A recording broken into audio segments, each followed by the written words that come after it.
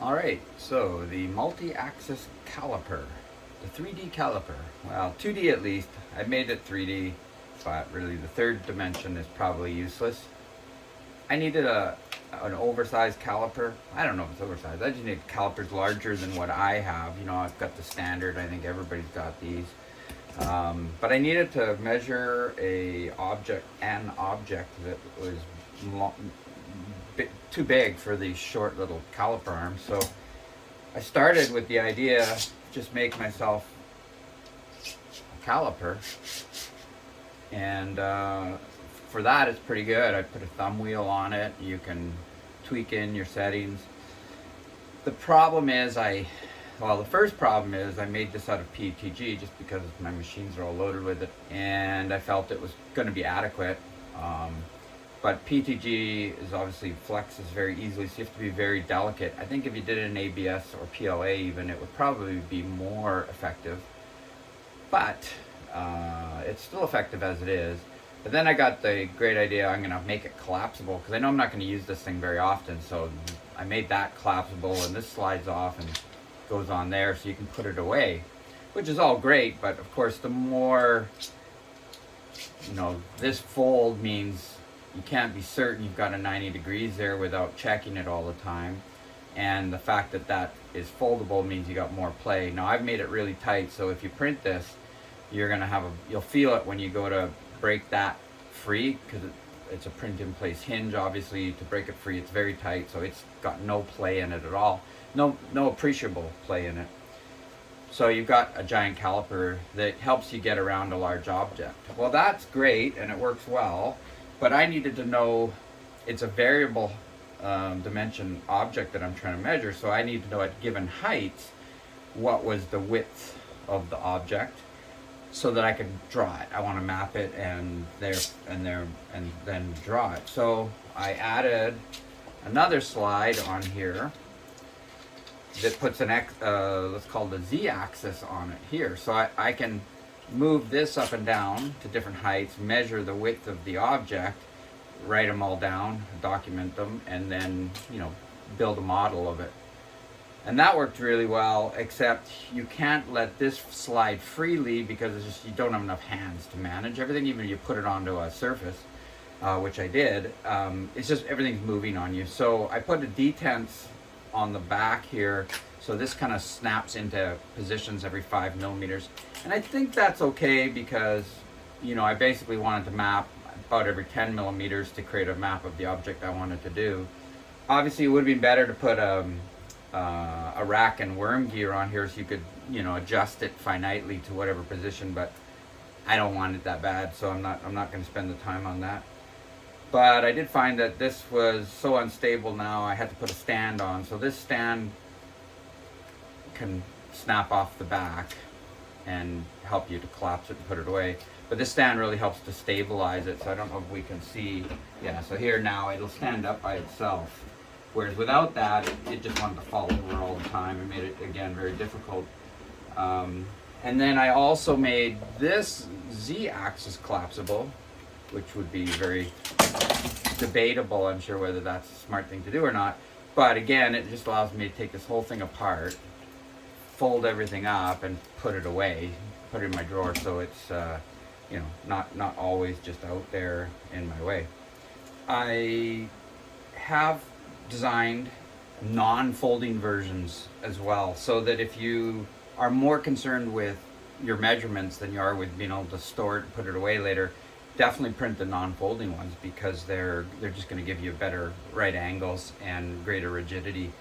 Now, with all that said,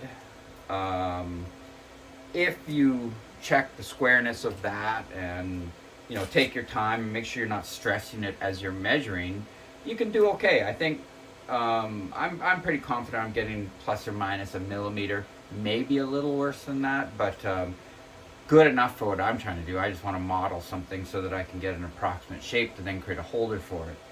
And I've come across this enough times that I thought it would be handy to have this. And I needed to map a hair dryer at one point, and I wish I had this because they taper and you just got to get. I wanted to make a holster that fit it. So I think there's all sorts of applications for it. How effective it is probably, there's room for debate. But hey, it works, and it's definitely better than eyeballing it and trying to guesstimate, so which was my standard protocol in the past. So just for a bit of a laugh, I did Google it, and I couldn't find anything like it, like a 2-axis or 2-dimensional caliper. So I'm calling this a world's first, but I don't know if it really is. And I don't think I mentioned or showed you that I did put the 3rd axis on it. So you know, you've got your X here, your Z here. You can actually put a 3rd slide on here. I don't know what circumstances you'd want to measure these 2 dimensions at the same time as this one, but I wouldn't be surprised if there is a situation where you want to. So I just added that in, and it's usable. It works. Again, you got compounding problems with tolerances, so it's probably not going to be super accurate, but it's there. And if you just need to measure up something that's got a weird shape to it, that might be useful. So definitely the world's first 3-axis caliper, albeit in plastic and not very accurate. Anyways, it's there. There's a couple of pieces that maybe need a little bit of explanation. I've noted in the blog. This thumb wheel, to make it work just the way it does, took some precision support inside the wheel and under this arm that snaps into this X slider. And so pulling that out, you need some needle nose pliers and kind of crank at it. It will come out, and then sliding it into this takes a fair amount of force. Once it's in, it's good, you're solid. It's got a little bit of movement so that you can squeeze this wheel onto the axis and slide it. Works quite well. And I had a little trouble printing. A couple of these you have to print on edge. So I put a tab at one end just to help with the bed adhesion. It might annoy you if you don't need that, but just cut it off when you're done. It's not a big deal, but if you do need it, it's going to be nice that it's there. I was surprised because I don't usually have problems with the bed adhesion, but I did on this, so it may be something to do with the way this cools as it's being laid down. But anyways, there you have it. To take up the slack, like looking at my calipers, and I'm sure they're pretty much the same as all, these things roll quite smoothly with no slack in them. And so what I deduced from, without taking it apart but just staring at it, is that where you've got a slide, they've got a little bit of tension. And so what I tried to do is replicate that inside here, right on this end, if it'll focus. Yeah, right there.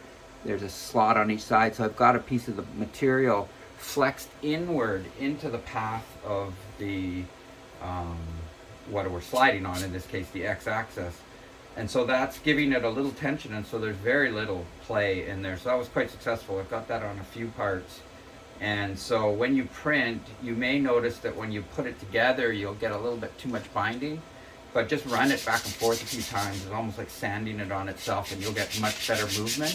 If you overdo it, you'll of course get too much movement. So just get it to the point where you've got comfortable movement, and then stop, and hopefully you won't have any high speed movement normally, so you won't get as much wear in normal use.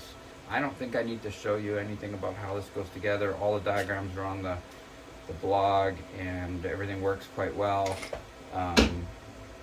Yeah, hopefully it's useful to somebody other than me, and I welcome any comments and feedback. There you have it.